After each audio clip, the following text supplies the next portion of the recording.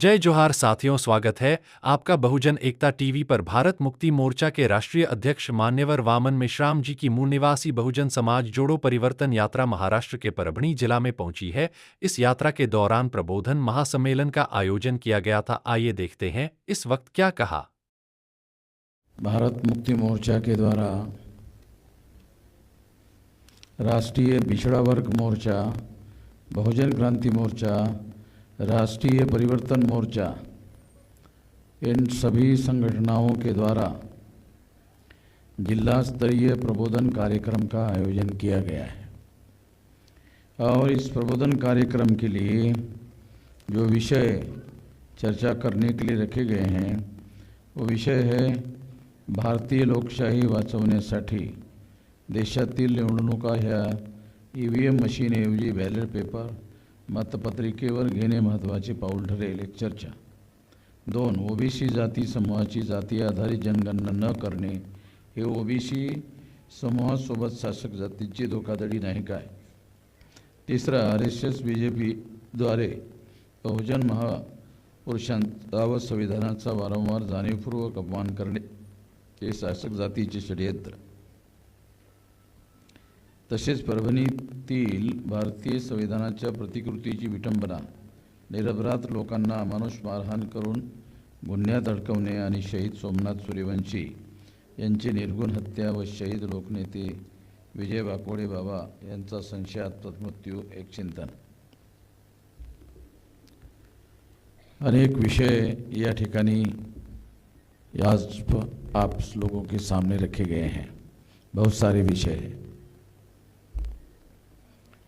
साथियों,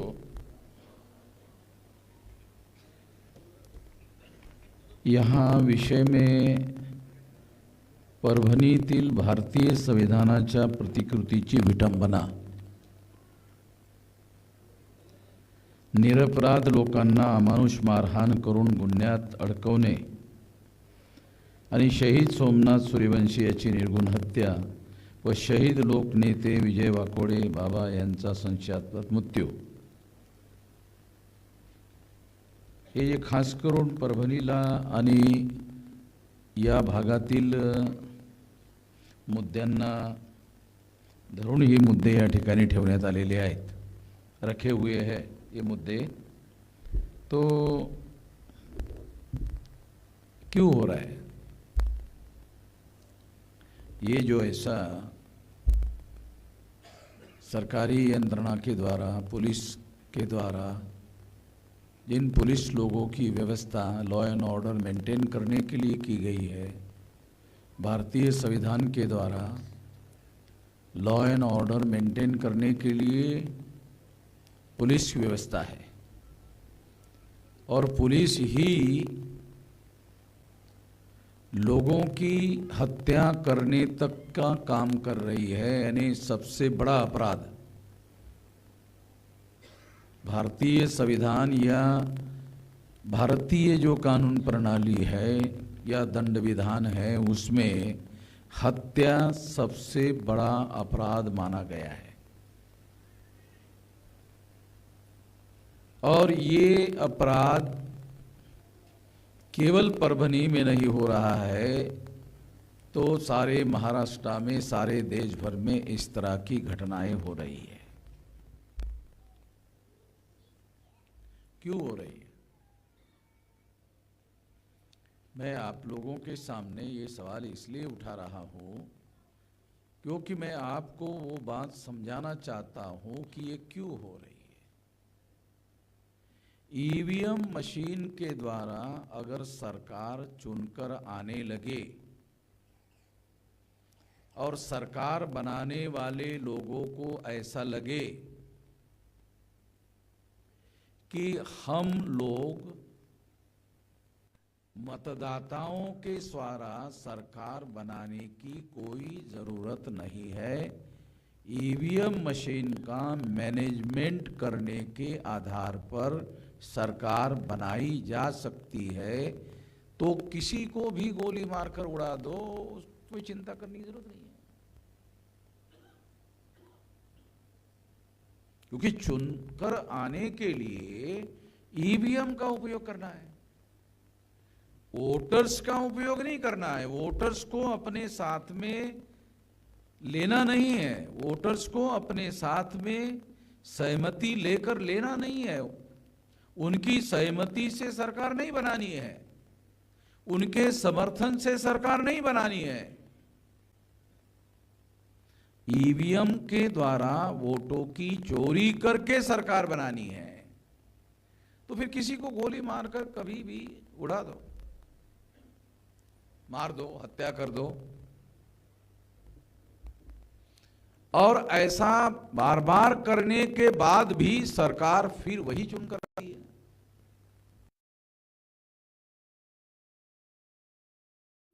जो बात मैं बता रहा हूं ये बात समझ में आ रही है? तुम्हाला येऊन राहिली वाटते थोड़ी बहुत। इसका जो संबंध है वो ईवीएम के साथ है, क्योंकि जो सरकार बनाने वाले लोग हैं उन लोगों को ऐसा लगता है मतदाताओं के द्वारा, उसके सहमतियों के द्वारा, उसके समर्थन के द्वारा हमको चुनकर आने की जरूरत ही नहीं है। ईवीएम का मैनेजमेंट करो, ईवीएम की तैयारी करो। आप लोग सुनकर हैरान हो जाओगे, जहां हमारे देश में ईवीएम मशीन का प्रोडक्शन हो रहा है वहां प्रोडक्शन का मैनेजमेंट देखने वाले लोग आरएसएस और भाजपा के लोग हैं। उस फैक्ट्री के जहां ईवीएम बनाई जा रही है, जो डाटा सामने आ रहा है उस डाटा के आधार पर आपको बता रहा हूं कि वहां आरएसएस और भाजपा के लोग हैं, क्योंकि वो सेंट्रल गवर्नमेंट का कारखाना है, फैक्ट्री है। और सेंट्रल गवर्नमेंट में जो नरेंद्र मोदी को सामने रखा गया है, नरेंद्र मोदी सरकार नहीं चला रहा है,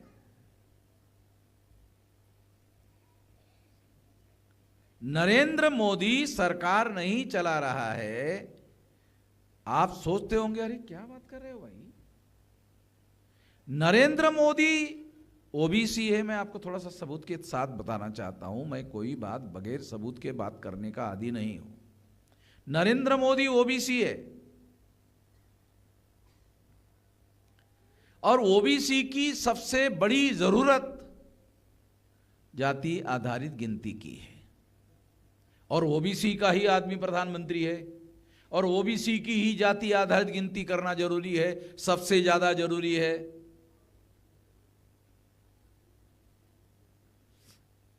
उसको ओबीसी का ही प्रधानमंत्री गिन नहीं रहा है। ग्रामीण भागामध्ये, महाराष्ट्रामध्ये आपण कधी कधी जेव्हा भांडण होतो तेव्हा असं म्हणतो ना, मी तुला काय मोजतो रे, म्हणतात महाराष्ट्रात, अरे मी तुला काय मोजतो रे। म्हणजे गिनना जो है ये बहुत इंपॉर्टेंट मामला है, अधिकार उसके बाद की बात है, वो गिनने के लिए तैयार नहीं है। अधिकार देने का जो मामला है वो गिनने के बाद आता है, वो गिनने के लिए ही तैयार नहीं है, और ओबीसी की गिनती करना है, और ओबीसी का ही प्रधानमंत्री है, और ओबीसी का ही प्रधानमंत्री ओबीसी की ही गिनती नहीं कर रहा है। चलो बड़ा अजीब लग रहा है, ऐसा तर्कसंगत नहीं लगता, ये बात तर्कसंगत नहीं लगती। ऐसा कैसे हो सकता है ओबीसी का आदमी प्रधानमंत्री हो और ओबीसी की ही गिनती करने के लिए राजी ना हो, तैयार ना हो, सारे पावर एग्जीक्यूटिव उसके पास हो और वो गिनती करने के लिए तैयार नहीं है। ये एग्जाम्पल इस बात को सिद्ध करता है कि नरेंद्र मोदी को दिखाने के लिए सामने रखा गया है, वास्तविक आरएसएस के लोग देश को चला रहे हैं। संविधान में एक व्यवस्था है, वो व्यवस्था क्या है? एक प्रधानमंत्री होता है और उसके मंत्रिमंडल में और तमाम कैबिनेट मिनिस्टर्स होते हैं, और उनको संविधान के अनुसार काम करने का अधिकार बहाल किया जाता है, और वो जो काम करते हैं उसके बारे में सवाल पूछने का अधिकार विरोधी पार्टी के लोगों को होता है। संसद में उनको सवाल पूछे जाते हैं, ऑन रिकॉर्ड मिनिस्टरों को जवाब देना पड़ता है। इसको कहते हैं जवाबदेही का सिद्धांत। जो ताकतवर होते हैं दुनिया में वो किसी सवाल का जवाब नहीं देते। ये लोकतंत्र बनाने वाले लोगों ने इस सिद्धांत को माना हुआ है कि जो ताकतवर होते हैं वो अन्याय करते हैं, अत्याचार करते हैं, अधिकारों का हनन करते हैं, और उनको पूछने वाला भी कोई नहीं है। इसलिए पूछने वाली व्यवस्था होनी चाहिए और जवाब देने वाली व्यवस्था होनी चाहिए। तो लोकतंत्र में अगर मिनिस्टर है, उसके पास पावर है, तो अपोजिशन पार्टी के पास उनको सवाल पूछने का अधिकार है, उसको जवाब देना बंधनकारक है, कॉन्स्टिट्यूशनली बंधनकारक है, संविधान के रूप में उसको बंधनकारक है, जवाब देना अनिवार्य है, जवाब देना पड़ता है। आरएसएस के लोग सरकार चला रहे हैं, किसी सवाल का जवाब नहीं दे रहे। समझ में आ रहा है? सरकार आरएसएस के लोग चला रहे हैं, जवाब नरेंद्र मोदी को पूछा जा रहा है, सवाल नरेंद्र मोदी को पूछ रहे हैं। सरकार आरएसएस के लोग चला रहे हैं और कोई भी आरएसएस को सवाल नहीं पूछ रहा है, और आरएसएस किसी सवाल का जवाब नहीं दे रहा है।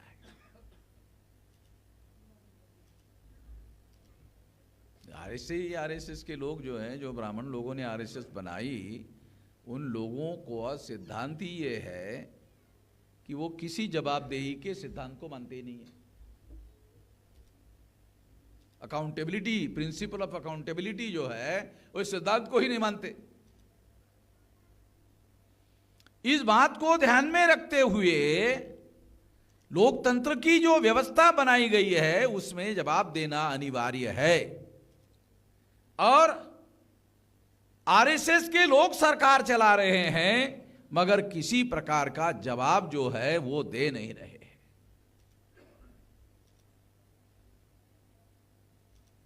इस वजह से क्या हो रहा है, मोदी को लगता होगा ओबीसी की गिनती होनी चाहिए, ऐसा लगता होगा, ये ओबीसी का ही आदमी है। ओबीसी के आदमी को नहीं लगता होगा ऐसा तो नहीं माना जा सकता। लगता होगा उसको कि गिनती होनी चाहिए। कुत्ते बिल्लियों की गिनती हो रही, जानवरों की गिनती हो रही है, ओबीसी की गिनती नहीं होनी चाहिए। एक ओबीसी के प्रधानमंत्री को नहीं लगता होगा, ऐसा नहीं कहा जा सकता। मगर पावर उसके पास नहीं है, पावर आरएसएस के पास है। नरेंद्र मोदी को आरएसएस के लोगों ने चुनाव के पहले प्रधानमंत्री पद का कैंडिडेट घोषित किया।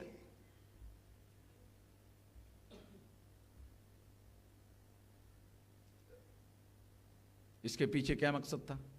तो ब्राह्मण को भी बना सकते थे ना, जब इतनी गारंटी है कि ईवीएम के द्वारा 2004 और 2009 में 10 साल तक कांग्रेस के लोगों ने ईवीएम मशीन में घोटाला करके सरकार बनाई, तो 10 साल बीजेपी के लोगों को ईवीएम में घोटाला करके सरकार बनानी है। जब कांग्रेस के लोगों ने 10 साल ईवीएम में घोटाला करके सरकार बनाई तो बीजेपी के लोगों ने कोई इशू तो बनाया नहीं। इतना बड़ा इशू, नेशनल इशू, कोई इशू तो बनाया नहीं। क्यों नहीं बनाया? तो आरएसएस के बीच में और बीजेपी के बीच में और कांग्रेस के बीच में समझौता हो गया कि 10 साल ईवीएम के द्वारा घोटाला करके आप अपनी सरकार बनाओ, मगर चुप रहो। हम 10 साल बनाएंगे, आप चुप रहो। तुम 10 साल की सरकार बनाओ, हम चुप रहते हैं। इस तरह से उन लोगों के द्वारा टाइम का बंटवारा करके सरकार चला रहे हैं। कांग्रेस की स्थापना 1885 को चटर्जी, मुखर्जी, बनर्जी, गोखले, तिलक, आगरकर नाम के ब्राह्मणों ने बनाई।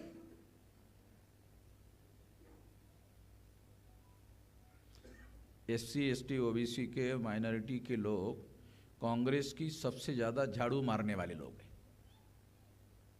सेवा करने वाले लोग हैं, सबसे ज़्यादा वोट देने वाले लोग हैं। मगर ब्राह्मणों ने कांग्रेस बनाई। चटर्जी, मुखर्जी, बनर्जी, गोखले, तिलक, आगरकर ने 1885 को कांग्रेस बनाई। कांग्रेस बनाने में SC ST OBC और माइनॉरिटी चारों लोग नहीं थे, केवल ब्राह्मण थे। 1885 को केवल ब्राह्मणों ने कांग्रेस बनाई।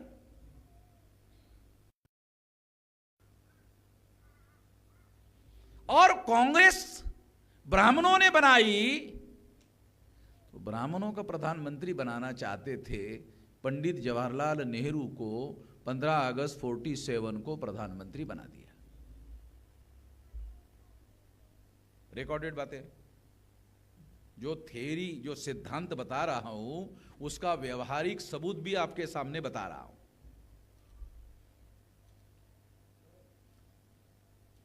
RSS के लोग प्रोपेगेंडा करते हैं हिंदू राष्ट्र का निर्माण करना। ब्राह्मणों ने ही इस देश में ऐसा प्रचार किया, हिंदू मुसलमानों की दी हुई गाली है।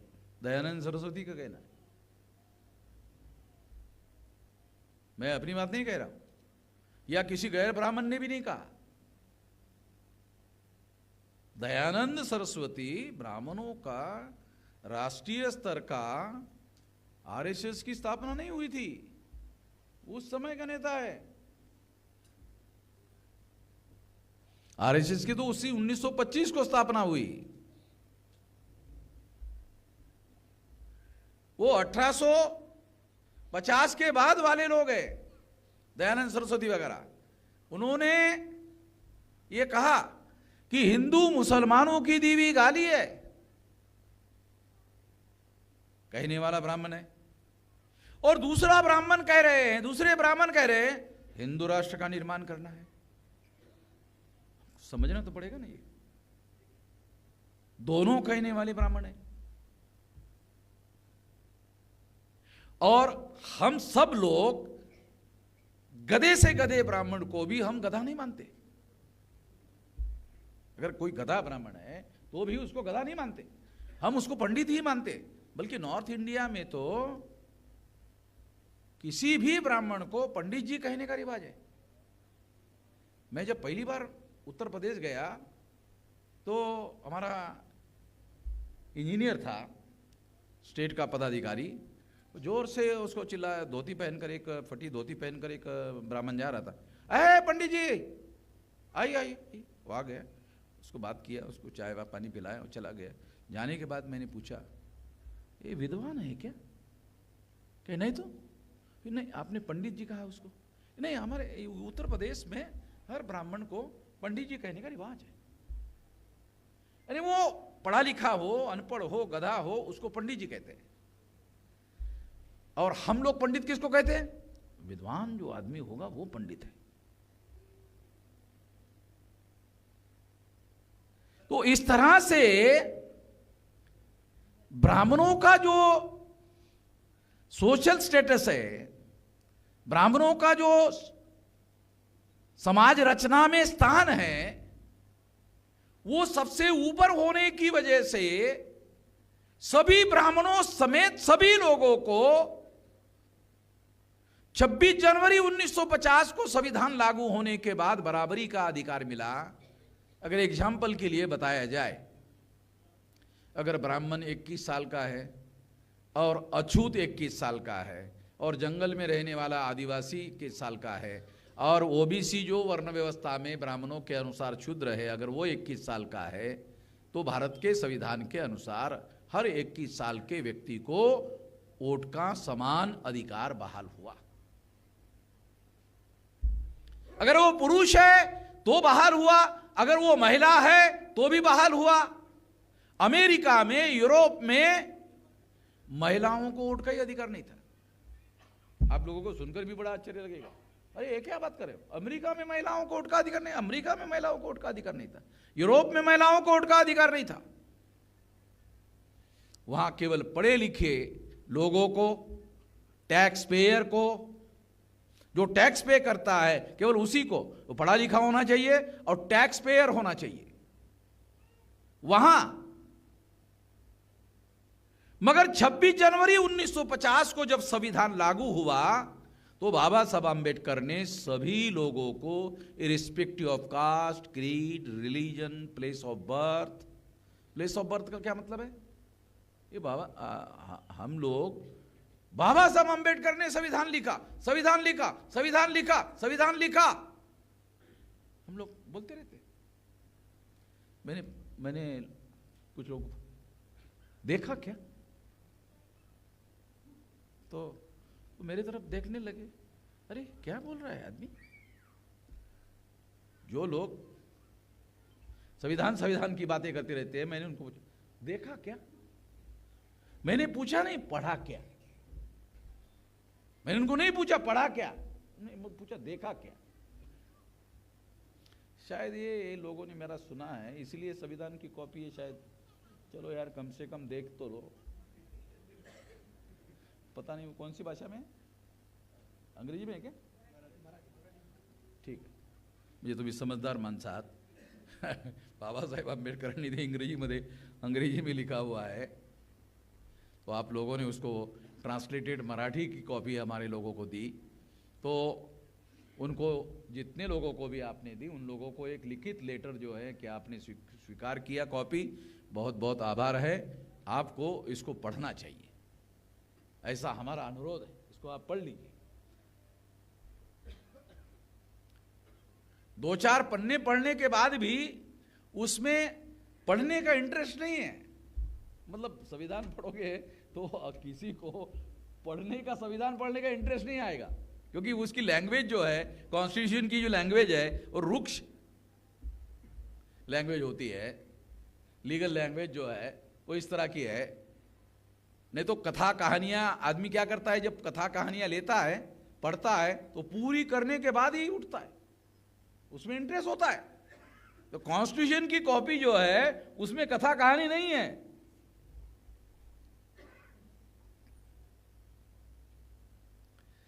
क्योंकि ऐसा उसके ऐसा ड्राफ्ट लिखा हुआ है, वो ड्राफ्ट पढ़ने के बाद तनाव पैदा हो जाएगा दिमाग में, तो आदमी काहे के लिए पढ़ेगा? उसको समझ में ही नहीं आएगा कि ऐसा ड्राफ्ट क्यों लिखा गया है। साथियों, हम लोग संविधान संविधान संविधान के बारे में और बाबा साहब आम्बेडकर ने लिखा ऐसा कहते रहते हैं, मगर हमारे लोगों को संविधान के बारे में बहुत कुछ जानकारी नहीं है। मैं ऐसा मानता हूं, बहुत ज्यादा जानकारी को छोड़ो, अगर बहुत ज्यादा जानकारी की जरूरत अगर आपको है तो आप उसका स्टडी कर सकते हैं। वकील लोग भी, मैंने ऐसे बहुत सारे वकील देखे, कोर्ट में केस लड़ने के लिए संविधान पढ़ते हैं। मैंने किसी वकील को संविधान समझाने का काम लोगों को किया है, ऐसा मुझे किसी वकील के द्वारा मुझे जानकारी नहीं मिली। मैंने कई बार जो है, मैं तो एक अभियान ही चलाया था देश भर संविधान समझाने के लिए, कि लोगों को बातें जो है थोड़ी बहुत समझ में आ जाए। मैं वकील नहीं हूं, मगर संविधान लिखने का काम वकीलों ने नहीं किया। संविधान लिखने का काम संविधान सभा में सारे के सारे वकील नहीं थे। जो संविधान सभा में चुनकर जाने वाले लोग थे, रिप्रेजेंटेटिव थे, वो सारे वकील नहीं थे। जब बहस होती थी तो बहस में वो सारे गैर वकील लोग पार्टिसिपेशन करते थे, सजेशन देते थे, और बहुत बार उन सजेशनों को बाबा साहब आम्बेडकर स्वीकार करते थे, मानते थे। वो वकील ना होने के बावजूद भी मानते थे।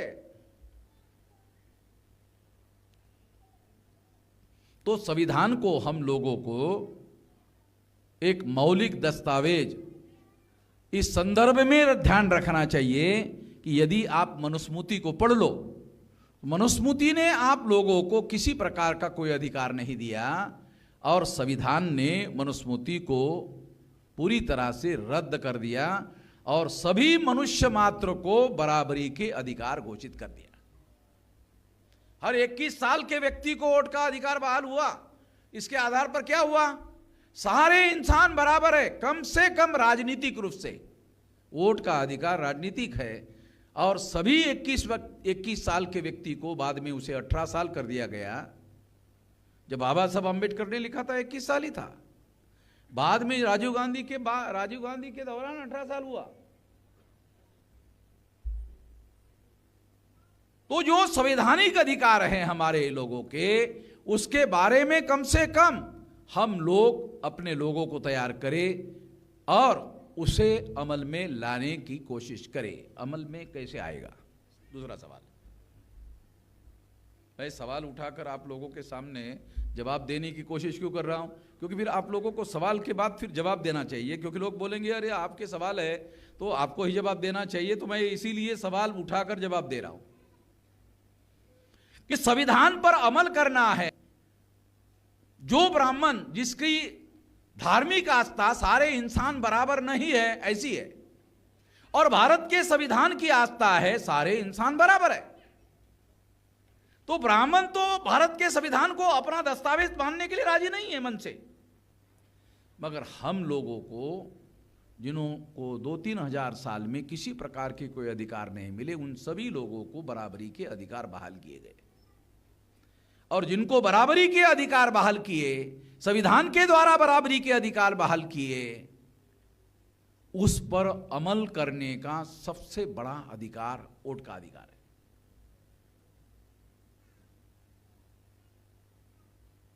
उसमें अगर संविधान पर अमल करना है तो अमल करने के लिए सबसे बड़ा अधिकार वोट का अधिकार है। 1848 से लेकर 1956 तक 108 साल का संघर्ष महात्मा ज्योतिराव फुले से शुरू हुआ। फुले शाहू आम्बेडकर के द्वारा 108 साल का संघर्ष किया गया। 108 साल का संघर्ष, जिन उद्देश्यों और विचारधारा के आधार पर यह आंदोलन चला, भारत के संविधान में दस्तावेजीकरण करने का काम बाबा साहब आम्बेडकर ने किया। गांधी जी की ऐसी कोई विचारधारा नहीं थी जो संविधान की विचारधारा है। गांधी जी तो वर्ण व्यवस्था को मानते थे। गांधी जी ने किताब लिखी भी है और उन्होंने कबूल किया हुआ है, वो वर्ण व्यवस्था को मानते। जो आदमी वर्ण व्यवस्था को मानता है वो जाति व्यवस्था को मानता है, व्यवस्था को मानता है वो अस्पृश्यता को मानता है, वो गैर बराबरी को मानता है।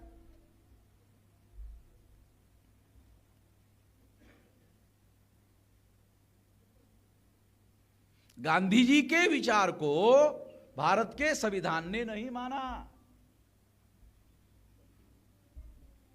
आप लोग हैरान हो जाओगे, ऐसी चर्चा भी बाद में चली कि संविधान में गांधी जी के विचार को मान्यता नहीं है। गांधी जी कहते थे गांव को ध्यान में रखते हुए सारी चीजें और सारे फैसले होने चाहिए, नीति होनी चाहिए। बाबा साहब आम्बेडकर ने कहा गांव ही तो अंधेरा है। किसी को पता है बाबा साहब आम्बेडकर कि गांव को आधार बनाकर पॉलिसी नहीं बनाई जा सकती, क्योंकि गांव की पॉलिसी मानकर आप काम नहीं कर सकते। सबसे ज्यादा वर्ण व्यवस्था, जाति व्यवस्था, अस्पृश्यता, ये सारा का सारा तो गांवों में माना जाता है। उसको आधार बनाकर कोई पॉलिसी नहीं बनाई जा सकती। गांधी जी ऐसा सोचते थे। इसलिए जब संविधान लागू हुआ तो ऐसी बड़ी चर्चा हुई रिकॉर्ड में कि ये संविधान में तो गांधी जी को माना ही नहीं गया, गांधी जी की एक बात को भी नहीं माना गया।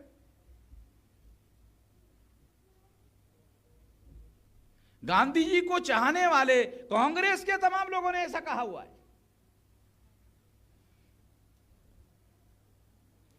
इसलिए साथियों, अगर हम लोग संविधान जो समता, स्वतंत्रता, बंधुता और न्याय पर आधारित समाज और राष्ट्र का निर्माण करने का लक्ष्य है, ये प्रीएम्बल ऑफ द कॉन्स्टिट्यूशन में ये लिखा हुआ। प्रीएम्बल क्या है?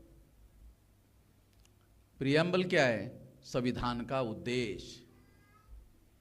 अंग्रेजी में उसको प्रियम्बल कहते हैं और उसको कॉन्स्टिट्यूशनल लैंग्वेज में प्रियम्बल कहते हैं, उसको हिंदी में उद्देश्य, संविधान का उद्देश्य क्या है? समता, स्वतंत्रता, बंधुता और न्याय पर आधारित समाज और राष्ट्र का निर्माण करने का लक्ष्य है, उद्देश्य है। ब्राह्मण लोग इसको लागू करेंगे? उनकी आस्था, उनकी श्रद्धा वर्ण व्यवस्था में है, वो ऐसा कर नहीं सकते। जो लोग जिन लोगों के हक में हैं, फायदे में हैं, उनके लिए है, जो वर्ण व्यवस्था और जाति व्यवस्था के और अस्पृश्यता के शिकार लोग हैं, वो लोगों को संविधान पर अमल करना चाहिए। कैसे होगा अमल? क्या संगठित शक्ति के बगैर हम अमल कर सकते हैं? संगठित शक्ति के बगैर संविधान पर हम लोग अमल नहीं करवा सकते। तो हमें सबसे पहले प्राथमिकता में संगठित शक्ति निर्माण करने पर ज्यादा जोर लगाना चाहिए। मेरी उम्र 19 साल की थी, नौकरी लग गई 18 साल में लगती थी भारत में। अमेरिका में, यूरोप में 16 साल में लगती है, भारत में 18 साल में लगती है। तो 18 साल में 19वें साल में मुझे नौकरी लगी, सेंट्रल गवर्नमेंट में जॉब में मैं चला गया। और वहाँ जाने के बाद में, वहाँ जब गया तो जाने के बाद वहाँ जो सेक्शन सुपरवाइज़र था, उसने एक सीनियर कर्मचारी को कहा, वो भी शेड्यूल कास्ट का था, कि इनको ट्रेनिंग दे दो। वो मुझे 6 बजे तक डिपार्टमेंट का ट्रेनिंग देता था और 6 बजे के बाद वो मुझे बामसेप में लेके जाता था। मेरा 2-2 ट्रेनिंग होता था, एक सेंट्रल गवर्नमेंट का और एक बामसेप का। पहले ही दिन वो मुझे बामसेप में लेके गया। और बामसेप के मीटिंग में जाने के बाद मैंने बामसेप के मीटिंग में उन लोगों की बातों को सुना। सुनने के बाद मुझे लगा ये अच्छी बात है, ये काम करना चाहिए। तो मैंने इतना ज्यादा करना शुरू कर दिया कि जो व्यक्ति मुझे लेके गया था उसी को मार्गदर्शन करने लगा। कौन आदमी कितना इन्वॉल्व करता है अपने आप को, मेंटली कितना इन्वॉल्व करता है, उसके ऊपर निर्भर करता है। तो इस तरह से मुझे 2-3 साल में ही ऐसे लगा कि ये काम जो आदमी मुझे लेके गया था, ये काम नौकरी में रह के वे नहीं कर सकते। मैंने नौकरी छोड़ दिया। ये ऐसा काम है जिसमें 2400 घंटे का समय लगाया जाना चाहिए। तो मैंने अपनी नौकरी छोड़ दिया, सेंट्रल गवर्नमेंट का कंफर्म मेरा जॉब था, वो मैंने छोड़ दिया। और ये सारा अनसिक्योर था, वो काम मैंने छोड़ दिया। जो सिक्योर नौकरी थी, वो अनसिक्योर काम के लिए मैंने ये नौकरी छोड़ दी और जिंदगी को दांव पर लगा दिया और उस काम को मैंने करना शुरू कर दिया। लंबा समय लगाकर, बहुत लंबा समय लगाकर, अभी मेरी उम्र जो है 68 रनिंग चल रही है, बहुत लंबा समय लगाकर संगठन बनाने पर मैंने सबसे ज्यादा ध्यान केंद्रित किया। और आज 32 राज्यों के 625 जिलों में संगठन है। केवल बांग्लादेश के बॉर्डर पर नहीं है, ब्रह्मदेश के बॉर्डर पर और बांग्लादेश के बॉर्डर पर जो 4 स्टेट है, वो 4 स्टेट अगर छोड़ दिए जाए तो बाकी सारे देश भर में 36 में से 32 राज्यों में संगठन फैला दिया।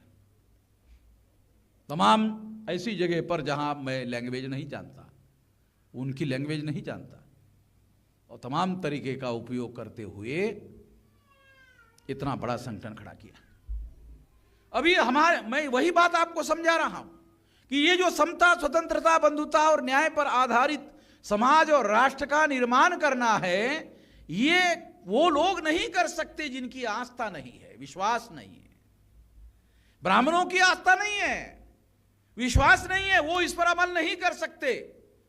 हम लोगों की जिम्मेदारी है।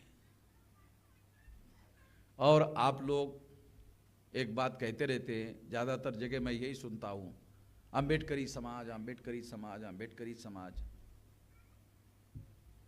किती संख्या आहे आंबेडकरी समाजाची? जर आपण प्रॉपर अभ्यास केला तर आंबेडकरी समाज म्हणजे बाबासाहेब आंबेडकरांच्या जातीचे लोक. खरं प्रामाणिक बोललं पाहिजे. हे बोलायला थोडं ऐकणाऱ्याला बरं वाटत नाही आणि सांगणाऱ्याला मलाही बरं वाटत नाही, परंतु हे खरं गोष्ट आहे. आपण बोलताना आंबेडकरी समाज म्हणत राहतो, बोलताना लिहिताना असं म्हणत राहतो, तेव्हा आपल्याला हे पण समजत नाही कोणता शब्द प्रयोग केला पाहिजे. तुम्ही संबोधित किती लोकांना करता, कितने लोगों को संबोधित करते हो, उसके पास तुम्हारा मैसेज जाता है. अगर तुम अंबेडकरी समाज शब्द प्रयोग करोगे तो वो 8-8.5% लोगों को संबोधित कर रहे हो. वो भी महाराष्ट्र में. ऑल इंडिया में 8% नहीं है.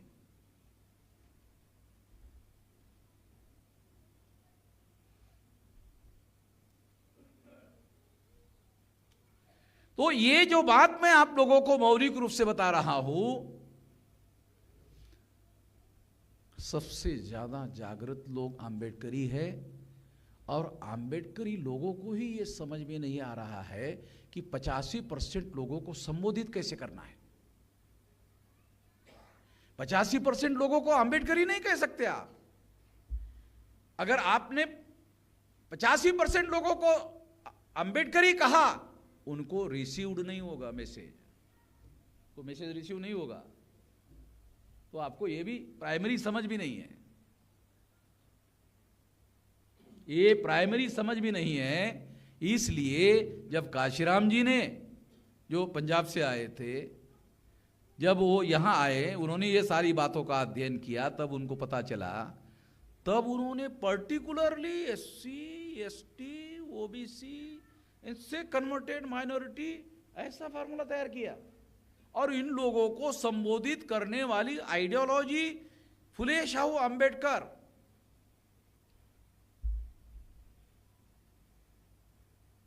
बाबा साहब अंबेडकर को बहुत कट्टरता से मानने वाले जो लोग हैं, बहुत कट्टरता से, बहुत ईमानदारी से मानने वाले जो लोग हैं, वो फुले शाहू अंबेडकर नहीं कहते. म्हणते हे हा शब्द प्रयोग सुद्धा म्हणता येत नाही त्यांना. एक जाति के आदमी को हम लोग संबोधित करते हैं और 85% लोग हमारे आंदोलन में आना चाहिए, ऐसी हमारी इच्छा रहती है, मगर हमारा संबोधन बहुत कम लोगों के लिए रहता है. तो हमें तो यही समझ में नहीं आता कि जब हम लोग 85% लोगों को जागृत करना चाहते हैं, इकट्ठा करना चाहते हैं, संगठित करना चाहते हैं, संगठित शक्ति का उपयोग और प्रयोग परिवर्तन करने के लिए करना चाहते हैं, तो हमको बोलना कैसे चाहिए, बोलने के लिए कौन से शब्दों का उपयोग और प्रयोग करना चाहिए. इसलिए हमारे लोगों को निश्चित रूप से हमारे महापुरुषों पर हमारे लोगों का निश्चित विश्वास है. बल्कि यह कहा जा सकता है कि वो अनुयायियों के बजाय भक्त हो गए. अनुयायियों के बजाय भक्त हो गए हैं. भक्त होना और अनुयायी होना में फर्क है. भक्त होने के बाद क्या किया जाता है? सवेरे सवेरे आदमी उठता है, नहा लेता है, अगरबत्ती लेता है, बाबा साहब आंबेडकर के पुतले फोटो के सामने ऐसा लगा देता है. भक्त हो गया. ये हो गया भक्त. अनुयायी का क्या मतलब क्या है? जो अधूरा रहा हुआ कार्य पूरा करने का, कार्य करने के लिए जतन करता है, तैयारी करता है और अपने आप को उसके लिए तैयार करता है, वो अनुयायी. शब्दों के अर्थ होते हैं. लोकतंत्र में शब्द ही हथियार होते हैं. शब्दों को ही हथियार बनाना पड़ता है. चाकू, छुरी, बंदूक, गोली का उपयोग करने के लिए कानूनन पाबंदी है. केवल शब्दों को ही आप हथियार बना सकते हैं. शब्दों के अलावा किसी को हथियार नहीं बना सकते, क्योंकि वो अलाउ नहीं है. शब्दों को ही अगर हथियार बनाना है तो फिर चॉइस करने का हुनर आपके पास होना चाहिए कि कौन सा शब्द प्रयोग करना होगा. कौन सा शब्द प्रयोग करने से हम 85% लोगों को जगा सकते हैं, जोड़ सकते हैं, संगठित शक्ति का निर्माण कर सकते हैं और फिर संगठित शक्ति का उपयोग और प्रयोग परिवर्तन करने के लिए कर सकते हैं।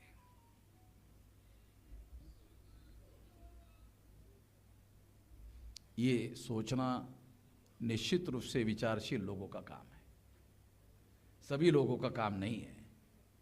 आम आदमी ने ऐसा करना चाहिए, ऐसा सोचना गलत बात है। जो जिम्मेदार अपने को मानते हैं उन लोगों की जिम्मेदारी है। आम आदमी इसके लिए जिम्मेदार है ऐसा नहीं माना जा सकता। आम आदमी गलती कर रहा है ऐसा नहीं कहा जा सकता। उसका तो निश्चित यकीन है महापुरुषों पर, वो गलती कर रहे हैं ऐसा नहीं माना जा सकता। निश्चित रूप से उनसे गलतियां हो रही है, मगर वो गलतियां कॉन्शियसली कर रहे हैं ऐसा कोई भी आरोप आम आदमी पर नहीं कर सकता। प्लान बनाकर आम आदमी गलतियां कर रहा है ऐसा आरोप नहीं लगाया जा सकता।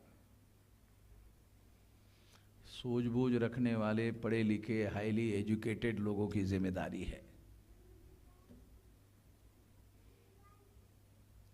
वो किसी चीज को बोलने के पहले विचार कर सकते हैं कि इसका परिणाम पॉजिटिव होगा कि नेगेटिव होगा। बोलने के पहले जो आदमी समझता है फिर बोलता है, ऐसे समझदार लोगों का काम है, हर एक का काम नहीं है। ऐसे लोगों का काम नहीं है पहले बोल देता है, उसका नेगेटिव परिणाम होता है फिर पश्चाताप करता है, ऐसे लोगों का काम नहीं है। तो इसलिए हम लोगों को कॉन्शियसली, जो विचारशील लोग हैं, पढ़े लिखे लोग हैं, उन लोगों को निश्चित रूप से विचारपूर्वक कार्य करना चाहिए, योजनाबद्ध रूप से कार्य करना चाहिए। बड़ा बदलाव चाहते हुए हमारे तमाम लोग बड़ा बदलाव चाहते हैं, मगर वो ये समझ ही नहीं पाते कि बड़ा बदलाव संगठित शक्ति के बगैर नहीं होने वाला, ये भाषणों से होने वाला नहीं है। बड़ा बदलाव संगठित शक्ति से होगा। मैं अभी 68 मेरी रनिंग चल रही है, मैंने 75% से ज़्यादा समय संगठन निर्माण करने के लिए लगाया। अभी मैंने मैदान में आंदोलन शुरू करने का ऐलान किया कि 9 अप्रैल को जेल भरो होगा, फिर 1 जुलाई को भारत बंद होगा, और ये 625 जिलों में होगा। महाराष्ट्र के तो 36 मेरे ख्याल से 36 के 48 लोकसभा है और 36 जिले, ये 615 जिलों में होगा।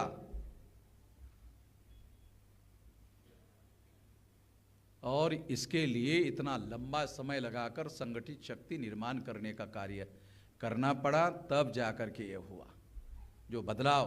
आप लोग ये सोचते होंगे कि आरएसएस बनाने वाले 3.5% लोग हैं तो दिल्ली में उनकी सरकार कैसे आ गई।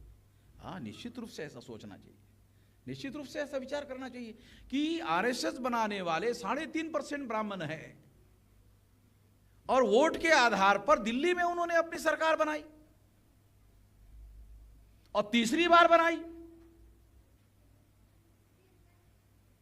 तो इसका मतलब यह है कि बहुसंख्यांक लोगों का उनको समर्थन मिला। वो समर्थन 3.5% ब्राह्मणों ने हासिल करवाया और उसके आधार पर सेंट्रल गवर्नमेंट पर कब्जा किया।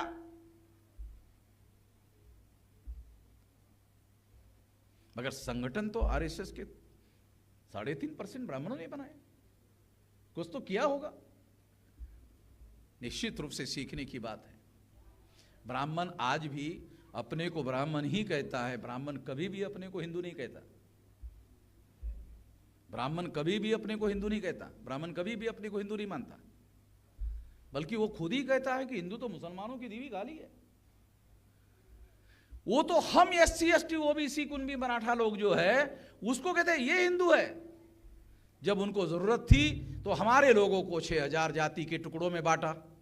जब उनको हमारे वोटों की जरूरत है तो हिंदू के नाम पर इकट्ठा करने का अभियान शुरू कर दिया।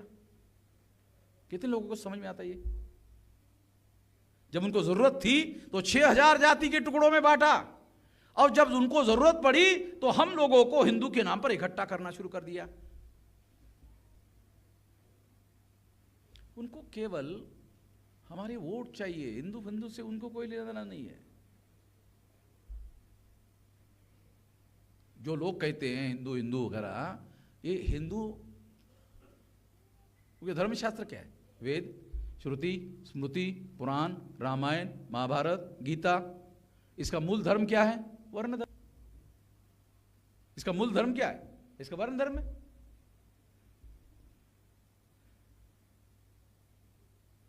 तो वर्ण धर्म अगर मूल धर्म है तो वर्ण धर्म में तो ओबीसी शूद्र है और शूद्र अधिकार वंचित है। समस्त महिलाएं शूद्र है, वो अधिकार वंचित है। जो शेड्यूल कास्ट, शेड्यूल ट्राइब और नॉमिनेटेड ट्राइब के लोग तो आउटकास्ट है। बाबा साहब आंबेडकर ने ब्राह्मण शास्त्र के आधार पर कहा कि ये तो आउटकास्ट है। आउटकास्ट का मतलब है वर्ण बाह्य, ये तो वर्ण व्यवस्था के बाहर के लोग हैं, इनकी तो कोई गिनती ही नहीं है, उनको किसी प्रकार के अधिकार बिल्कुल भी नहीं है।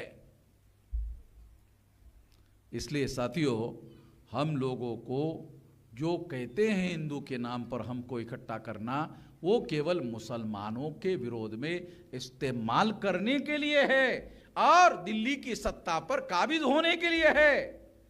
3.5% ब्राह्मणों को, बाकी कोई लेना देना नहीं है। हमें अगर बदलाव चाहिए, परिवर्तन चाहिए, तो हमें संगठित शक्ति निर्माण करनी होगी। संगठित शक्ति उद्देश्य और विचारधारा के आधार पर बनानी होगी। कोई निश्चित उद्देश्य चाहिए, क्लियरली आइडेंटिफाइड गोल चाहिए और उसकी विचारधारा चाहिए।